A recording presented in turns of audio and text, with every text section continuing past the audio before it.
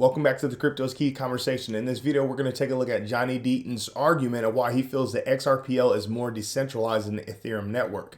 So coming over here looking at CoinGecko, we're currently sitting at a $1.97 trillion market cap, currently up 1.2% for the day. And just looking at Bitcoin, we're sitting at 41,955. We were just in the 42,000 range, which was huge. Coming over here to the Bitcoin Fear and Greed Index, we're still in this fear range at 28. So compared to yesterday, this is going to update in about an hour and 44 minutes at the time of this recording of this video. But yesterday we were sitting at 25, so we're up 3 points. So we're at a 28, which is it's positive. It's better than being in the extreme fear range, but obviously there's still some market uncertainty. So coming over here to Johnny Deaton's thread, he's responding to Dave Robertson, where Dave asks, what's the biases to your argument to XRP is more decentralized than ETH? Johnny Deaton says, first, I said arguably. Second, I don't believe today's Ethereum or today's XRP meet the definition of security. To answer your question, here are a few reasons. One could argue the XRPL is more decentralized than the Ethereum network. So coming down here, he says, one, the XRPL is based on a consensus protocol relying on validator nodes to record and verify transactions. It achieves consensus without incentivizing any party, unlike proof of work. For consensus to be reached, at least 80% of the validators must agree. Two, there are over 170 validators with 900 nodes operating across the globe. Ripple runs 6 validators, which means it controls less than 4% of all validators on the network. 3. Therefore, although Ripple owns 51 to 53% of the outstanding XRP, it does not provide Ripple with power over the XRPL. In fact, Ripple CTO, David Schwartz, acknowledged that if 80% of the validators voted to burn Ripple's escrow, it would happen. He says, 4, almost always when people call XRP centralized, they cite the fact that Ripple owns the majority of XRP. Although I believe this is a fair criticism or concern regarding XRP, it does not make up the network centralized.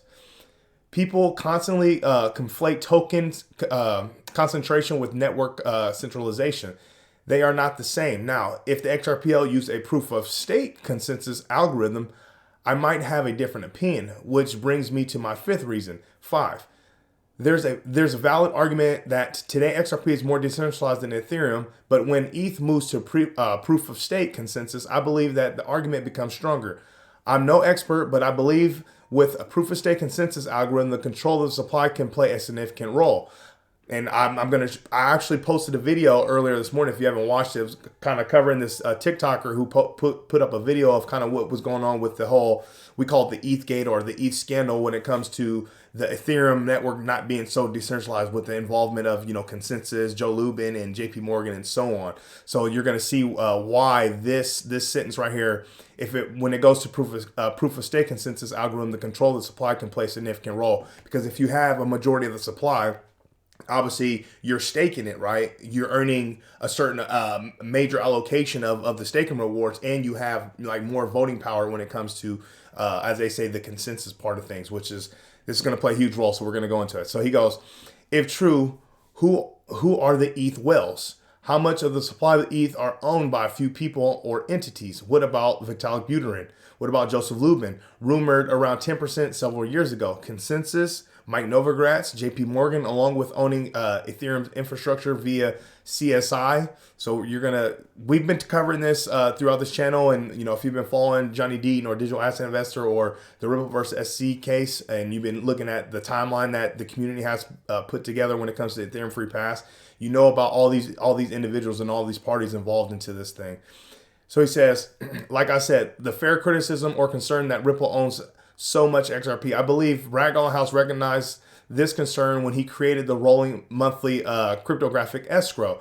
I assume Ripple published the quarterly XRP reports to also help address this concern. So transparency, which is huge. We have a video of Joe Lubin and Brad Garlinghouse sitting on a panel of 4 answering questions, and Joe Lubin's, keeping things secrecy, keeping things in-house so where it's not as transparent, and he's kind of calling out Brad Garlinghouse, but Brad Garlinghouse fires back at Joe Lubin saying, hey, we provide everything. We're transparent. We let, these government officials, we let people know what's going on. What about you?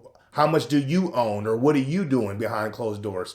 So it's like this transparency is there to help and combat this criticism or concern of Ripple owning so much of, the XRP. Johnny Deaton continues, he says, as an ETH holder, I like the similar transparency regarding Ethereum, especially as it moves to proof of stake, especially when you consider that purchases of Ethereum ICO were disguised in multiple wallets and emails. So I've played this video time and time again. This is Joseph Lubin literally answering a question of a person was asking about, purchasing within their ICOs. Like, okay, what if you're purchasing in millions of dollars? And you want to be anonymous, like he was saying, you can set up multiple emails or multiple aliases, or have this pseudo alias, and you can buy in smaller increments so you aren't tripping any red flags. So coming out here, Johnny D continues, he says, and 6, finally, when it comes to the centralization question, I prefer using the Bahamas test. The Bahamas test asks a simple question: if the primary promoters or developers behind the token supplies if the Bahama test asks a simple question: if the primary promoters or developers behind the token suddenly leave and go to the Bahamas, disappearing forever, would the token survive? If Ripple, with Bragg House, Chris Larson, and David Schwartz closed the doors and disappeared to the Bahamas, would XRP survive? Some argue XRP would die. I don't believe so. I know for a fact dozens of other developers are utilizing the XRPL, which is absolute facts. He continues, if Vitalik Buterin, Joseph Lubin, Consensus, JP Morgan, etc. were to disappear to the Bahamas, would ETH survive? Several months ago, Mark Cuban debated some Bitcoin maxis on Clubhouse. Mark won, by the way. Mark did comment, however, that he believed Vitalik would figure it all out. If Vitalik walked away, and would Mark Cuban remain invested? What about Cathie Wood or Raoul Paul? I'm not implying I know the answer, because I'm not smart enough to know the answer. I'm just answering the question of why I believe an argument exists that XRP is more decentralized. Regardless of anyone's opinions related to XRP and Ethereum, objectively speaking, the SEC claims related to XRP are utterly absurd. But others, like this is Pano and this is Matt Hamilton and obviously David Schwartz, can better answer the question. This is a good source, so you can come and check this source out if you want to know, further, technical side of detail when it comes to decentralization of XRPL and its relation to, the rest of the crypto market. But I played a video earlier by this gentleman here. This is Crypto Nocturne. I forgot how to say his name, but I posted this video because I thought it was pretty convenient. 2 minutes and 20 seconds of him kind of exposing this so-called Ethereum free pass and this ETH scandal, or hashtag ETHgate. So let's take a listen into this again. If you own any Ethereum, this is critical information.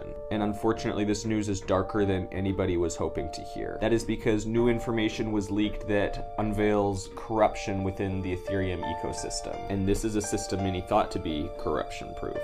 It all evolves around JP Morgan and this man right here. So strap in, because this is going to be a long one. The first thing you need to know is that this man, Joseph Lubin, is the co-founder of Ethereum. An early video was released of Lubin telling early investors of Ethereum how to hide their actions as crypto whales. This leads many to believe that Lubin has many crypto wallets and is disguising them, meaning he holds a larger position than originally thought. But here's where it gets crazy.